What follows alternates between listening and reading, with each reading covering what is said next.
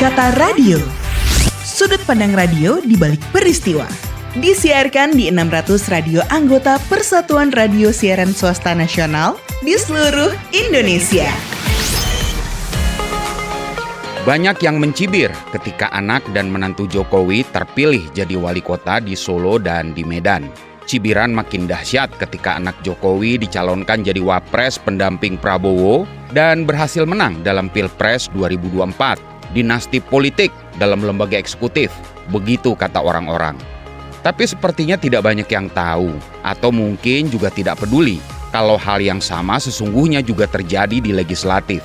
Forum Masyarakat Peduli Parlemen Indonesia atau Formapi mengatakan ada 79 anggota DPR terpilih yang punya hubungan keluarga satu sama lain.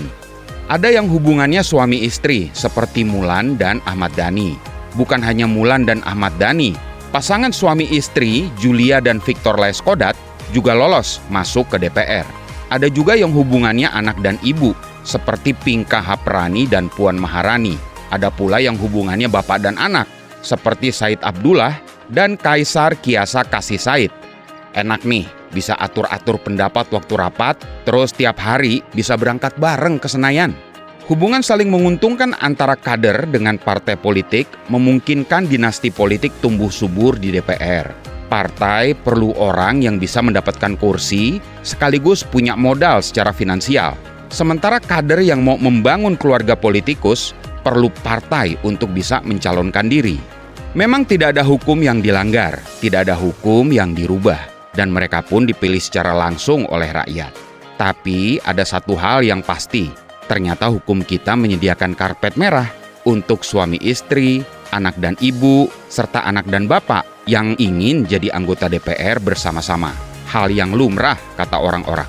Tapi bagaimana dengan Romi Soekarno yang dilantik jadi anggota DPR karena Sri Rahayu dan Arteria Dahlan mengundurkan diri?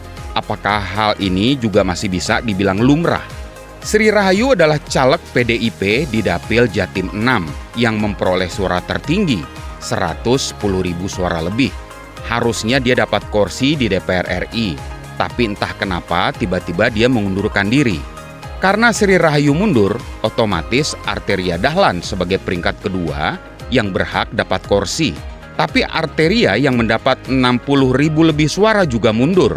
Mundurnya Sri Rahayu dan Arteria mengantarkan Romi Soekarno yang ada di peringkat 3 melenggang ke Senayan. Tak jelas kenapa Sri Rahayu mundur. Sedangkan Arteria jelas-jelas bilang kalau dia mundur karena ada perintah dari partai. Ini artinya apa? Artinya sederhana, saudara-saudara.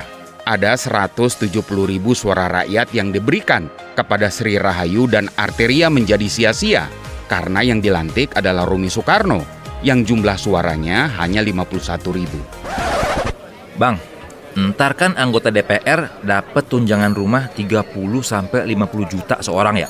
Kalau yang suami istri gimana bang? Biar hemat, boleh nggak kalau tunjangan rumahnya satu aja? Kan mereka tinggal serumah. So tahu situ yakin mereka tinggal serumah. Saya Rafiq, sampai jumpa di Kata Radio berikutnya. Supaya obrolan Anda bersama teman lebih berisi, dengerin terus Kata Radio di radio kesayangan kamu. Sampai jumpa.